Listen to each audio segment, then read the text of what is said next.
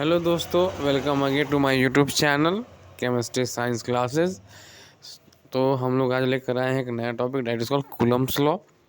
ठीक है, तो इस टॉपिक को शुरू करने से पहले आपसे एक क्वेश्चन पूछना चाहता हूँ कि क्या अगर एक चार्ज इलेक्ट्रोस्टैटिक फोर्स लगाता है तो क्या हमारे पास कुछ लॉ है, हमारे पास कुछ नियम है जो ये बताता हो कि इलेक्ट्रोस्टैटिक फोर्स क्या वैल्यू क्या है, या इलेक्ट्रोस्टैटिक फोर्स का डिपेंडेंस यानी किन फैक्टर पे डिपेंड होता है। तो आइए इस टॉपिक में हम लोग बात करने वाले यही दो चीज़ों का, क्या कि कूलम्ब्स लॉ किन चीज़ों पे निर्भर करता है, और दूसरा कूलम्ब्स लॉ का मैथमेटिकल फॉर्म यानी what is the magnitude of the this forces which is produced by the electric charge. So here data is the force between charges, it means attraction or repulsion between two charges, यानी कि दो चार्जों के बीच का attraction और repulsion वह निर्भर करता है किस पे, टू चार्जेस मीन्स, यानी अगर आपका पहला चार्ज ये है दूसरा चार्ज ये है तो इस पे भी निर्भर करता है और इस पे भी निर्भर करता है। It means it is directly proportional to the product of the charges. दो आवेशों के बीच का जो बल है वो बलों के मान आवेश के मान पे समानुपाती होती है। ओके, नेक्स्ट इज एक और इसका डिपेंडेंसी क्या है, this force of attraction repulsion is inversely proportional to the square of the distance between them. It means we can say that, हम लोग कह सकते हैं कि ये जो फोर्स है वो 1/r² पे उल्टा निर्भर करता है। इट मीन्स यहाँ दो बातें सामने आई, चार्ज का वैल्यू बढ़ेगा तो फोर्स बढ़ेगा, चार्ज का वैल्यू घटेगा तो फोर्स घटेगा। मगर अगर दो चार्ज के बीच का ये वाला जो दूरी बढ़ता है तो फोर्स घटेगा, किस मेथड से, स्क्वायर ऑफ द डिस्टेंस।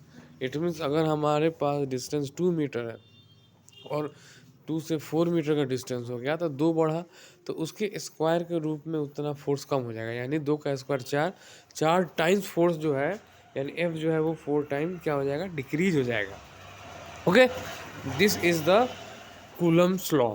यानी कि पहला क्वेश्चन क्लियर हुआ कि दो चीज़ों पे यह डिपेंड कर रहा है, चार्ज के मैग्नीट्यूड पे और उसके बीच की दूरी पे। ओके, इट मीन्स आगे यही लॉ कहता है कि ये दोनों फोर्स के बीच का जो डायरेक्शन है वो it is along line joining the two charges. दो चार्जों के बीच का जो लाइन ज्वाइन यानी it means shortest distance, displacement between the two charges. और ये भी चार्ज कैसा होना चाहिए, एक बात और बात हुआ था, ये पॉइंट चार्ज होना चाहिए।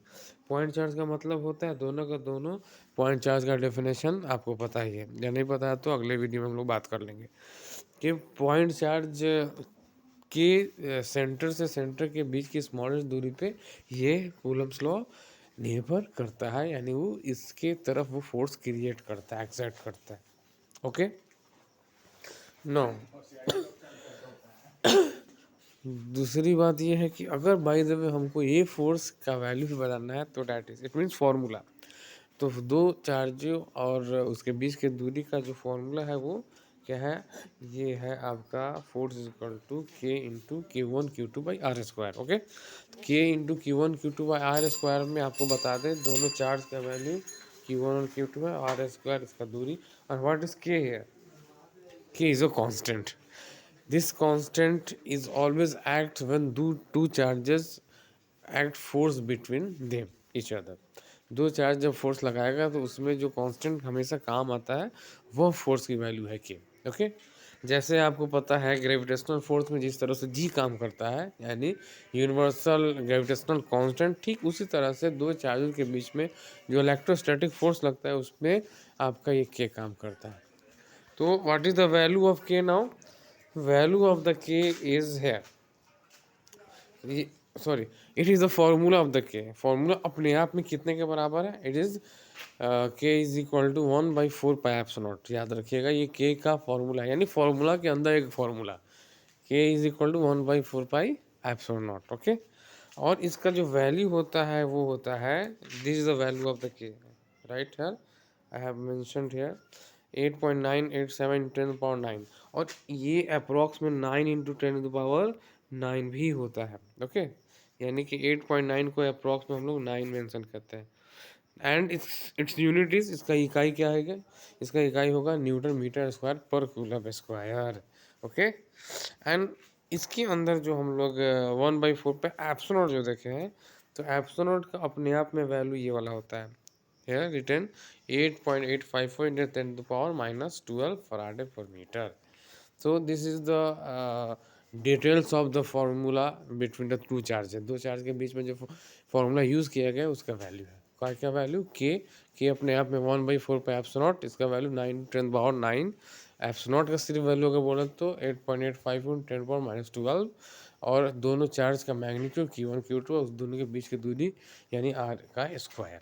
ये फार्मूला जो एक बार फिर से आपको दिखा दी है फार्मूला, इसमें सारा बातें सामने आ गई।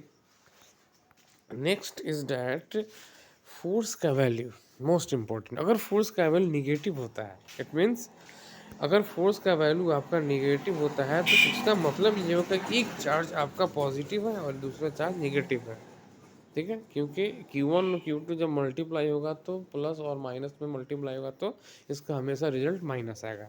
So if the force is negative it means it is attractive force, दोनों आपस में फोर्स क्या कर रहा है, अट्रैक्ट कर रहा है, क्योंकि positive negative attract each other. Okay, and what happen when the force is positive, it means force अगर आपका पॉजिटिव है तो याद रखिएगा दोनों निगेटिव होगा या फिर दोनों पॉजिटिव होगा, चार्ज या तो नेगेटिव होगा या फिर चार्ज क्या होगा, दोनों का दोनों पॉजिटिव होगा, तब उसके बीच का जो फोर्स है वो रिपल्सिव होगा। रिपल्सिव का मतलब दोनों धक्का देने वाला फोर्स है चार्ज के बीच का, ठीक है। तो ये पहचानने का तरीका होता है फोर्स का वैल्यू जो भी आएगा आपका न्यूमेरिकल्स में जो भी है। ओके, उसके बाद ये बात सामने आ गई, तो हम लोग देखें कि कूलम्स लॉ किन चीज़ डिपेंड करता है, कूलम्स लॉ का मैथमेटिकल फॉर्मूला क्या है, कूलम्स लॉ के अंदर पाए जाने वाले कांस्टेंट का वैल्यू क्या है। तो आई होप कि ये वीडियो पसंद आया होगा, पसंद आया तो लाइक शेयर सब्सक्राइब जरूर करें। मिलते हैं अगले वीडियो में।